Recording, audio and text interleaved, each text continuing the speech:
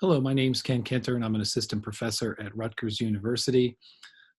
This presentation is called Helping Without Enabling, and it's directed toward the family members of someone with mental illness or an addiction about how to cope and how to maintain, especially if that person is cohabitating with you.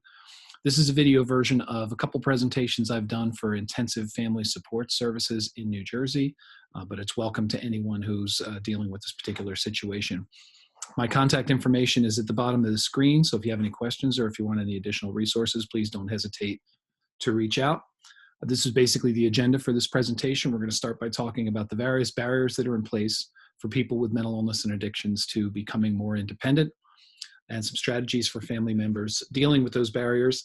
The Barry Manilow karaoke thing is a joke. If I catch people on their cell phones in the presentation, I start singing Barry Manilow songs. It's an empty threat, but it seems to be effective. So as far as my background, I don't want to go into the graphic details of this, but I've been in the mental health system in New Jersey for 30 years, working with individuals and families in emergency systems, in correctional systems, and more recently in academic settings. So this is basically the position of the family member in the mental health system. You've got this horrible situation where you've got a person who is ill, and the illness is affecting their brain, which means it's affecting their decision making. You've got the family members who are caring for that person, but not wanting to enable that person. And then you have a mental health system which is overwhelmed and largely crisis driven. And this is sort of a recipe for a lot of suffering, preventable suffering, actually. So we talked about for each of those spheres, there are different barriers to that person being independent. We're going to start with the person themselves. And first of all, it's that the symptoms don't go away. People that have severe and persistent mental illness may have some sort of symptoms ongoing for the rest of their life. Both the psychiatric symptoms and their addiction may be hanging around. Violence may be a part of their symptomatology, or it may be a response to people trying to add some structure to them or trying to control them. A topic that we should spend a lot of time on is something called gaslighting. We'll talk about that in a little more detail. Gaslighting basically is when a person's defense against you is to make you question your sanity, where they kind of go on the attack against you and accuse you of having all sorts of things wrong with you. In the resources at the end, two of the greatest examples of gaslighting, one is a Carol Burnett sketch called Wrong Number, and the other one is the movie Gaslight, which is from 1944, and that's in the resource section. But if you want to see gaslighting, that's a really good place to start from. Very often the person may be in a pre-contemplative stage of change, which we'll talk about in a little later on. They may not be compliant with treatment or with medication, so that may be keeping those symptoms going on. In fact, in my opinion, most of the families that I have dealt with, the part of the core problem is that the person does not want to change. They're happy with the way things are. The next ingredient is that the family members, usually the parents, are split on what to do, and that's where a situation becomes stuck for many years. Very often a secondary symptom of the mental illness or the addiction is isolating, which has been referred to by some very wise people as relapses waiting room. So it's somebody who's just living in their room all day doing whatever they're doing. And while that's happening, their symptoms may be taking a deeper hold and they may be getting further removed from the outside world. And that person's loved ones may be the only go-between to the outside world. There are social and developmental delays due to the illness or addiction. We have heard that people who, when they develop the illness, that's when their social growth stops. So you may have someone who developed an addiction or a mental illness in their teens, and socially they're still at that teen level, even if they're in their 30s or their 40s. So they're really not equipped to go out and approach the world as someone at their age. That the illness has taken that time, that development time away from them. And then the last point is that people with mental illness, as we know, operate with a reduced lifespan. They routinely die in their 50s.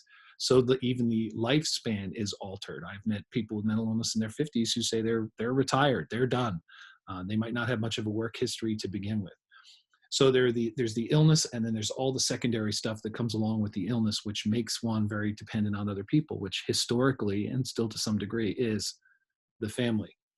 So we were talking about the stages of change before. We have some other videos about this. If you go to my YouTube channel, or there's a Rutgers page for the State Hospital Project, and we have presentations about this. Or you can look up stages of change, and you'll see this. So in a short way to explain it is, pre-contemplation means that the person doesn't feel they have a problem. They actually feel that you have a problem. So, okay, I'm 34 years old and I'm living in my room, and I'm not, I haven't worked, I'm not going to school, and I have no plans to do anything different, but I don't have a problem. You have a problem because you're continually hassling me about this situation. So that's an example of pre-contemplation, as opposed to contemplation, where somebody says, geez, it's been a long time since I've worked. Maybe I should be out there working. People my age are out there doing these other things. So a better definition of pre-contemplation is right here. It isn't that they can't see the solution, they can't see the problem. They're not planning on changing anything. They're planning on changing the people around them. So it lends itself very well to manipulation. I need to get the people around me on board to sustain this situation. And it's encapsulated by the idea of, I don't have a problem. And this is the kind of stuff you'll see with someone who's in pre-contemplation. There's active resistance, which can be threatening or violence, or passive resistance, which is just not getting it done. I am going to go fill out a job application. I just haven't in many years.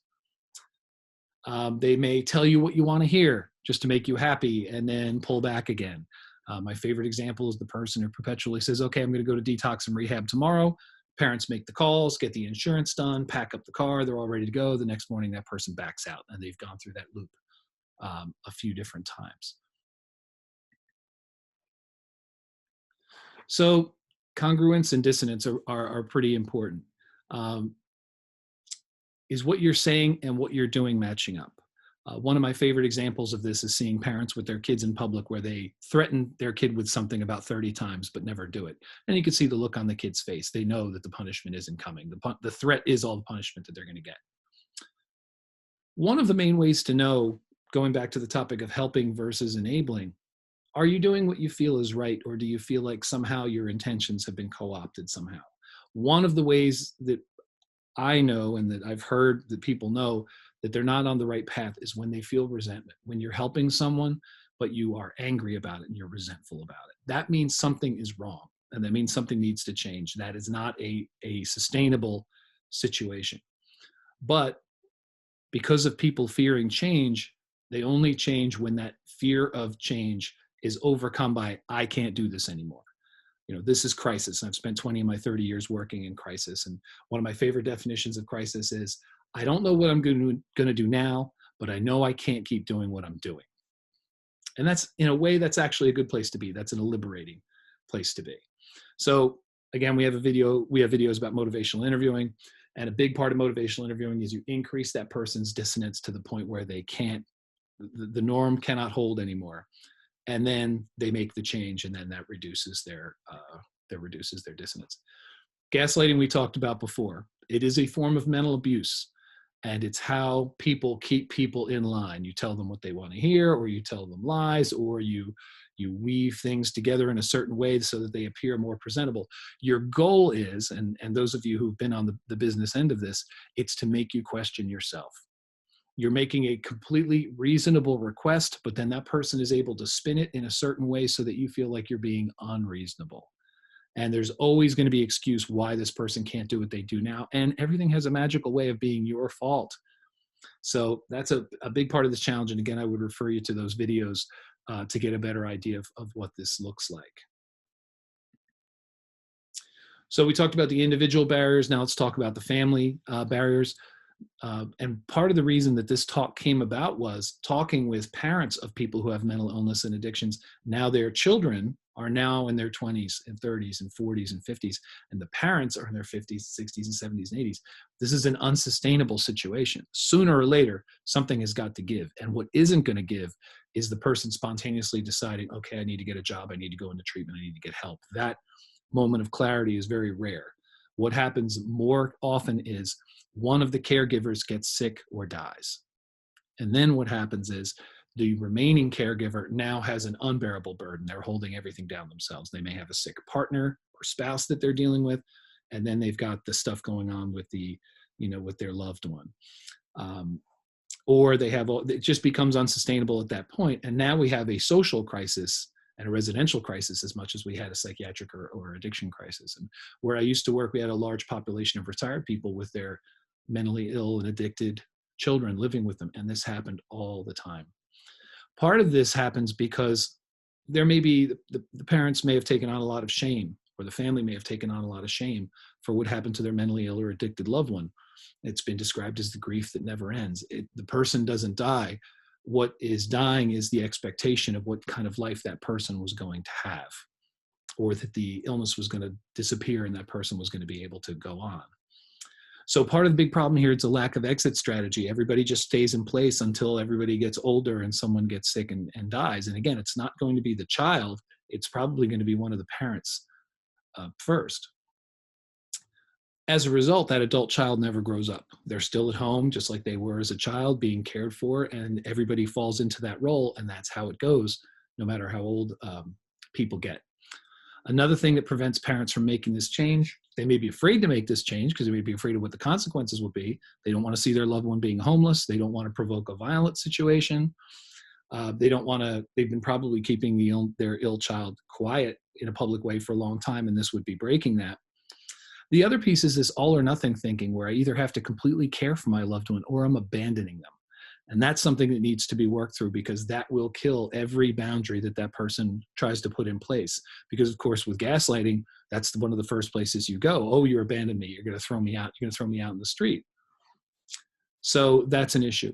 I also have to bring up the idea of cultural interactions. Different cultures have different views of how family takes care of family. In certain cultures, it may be against their cultural norms for a sick family member, even just to be moved into a residential situation out of the home. That may not be okay. And that's something that needs to be checked out. For those of us who are working in the field, we need to see that. If it is seen as shameful, that's something that's also going to have to be negotiated with. So this is something that the Karpman came up with, and the Karpman came up with in the 1970s, the Bermuda Triangle of mental health, and he referred to this as the drama triangle. And I think this is great. I don't think this gets nearly enough press. And I'm going to take you around this little triangle, and we'll see how it works. So here you see these three roles: the persecutor, the rescuer, and the victim. And what happens is everybody takes turns going around this drama triangle. Now, people are normally in their set roles here in these set positions, but in times of crisis, people start switching. So for example, we have a client. So say that client goes out and they're in the persecutory situation. The parents come in and have to rescue that person, get them out of jail, spend money to get that situation out. Then the client becomes the victim. Oh, poor me. I can't believe this happened to me. Then the parents go in this role, and everybody goes through this cycle for a couple of times, and then they reset again. And people can go around these roles of this triangle for years. And I'm guessing if you're watching this video because you're the family member of a loved one with mental illness or addictions, you've been in all three of these positions before. You probably have one of these that you stay in most of the time, but then you are familiar with those other positions too. You feel like you're being cruel. Then at other times you feel like you're saving someone needlessly. And then at other times you have the weight of the world on your shoulders as the victim. So you've probably been in all those roles. There's a great exercise where you actually have to stand in the triangle. You can look this video up. Every time you say something that's in one of these roles, you have to physically move into that position until you stop. So you go round and round this triangle, and here's how you get out of the triangle. So the medicine for the victim part is the responsibility, the expectation that someone will act their age and treating them as if they were that age. For the persecutor, it's choices, that there are options that will benefit that person. Not all choices are going to be bad. And then for the rescuer, it's negotiation. How do you develop solutions that are going to work for both sides instead of, all right, I'm just going to bail you out and resent it and then wait for next time. And of course, by bailing them out, I've helped next time to be able to happen already. So basically it boils down to this, one of my favorite Far Side cartoons. If you have a choice between damned if you do and damned if you don't, you're not going to move too fast. And the reality is there is a third door. There is another way out. You can even see the cave behind the little devil there.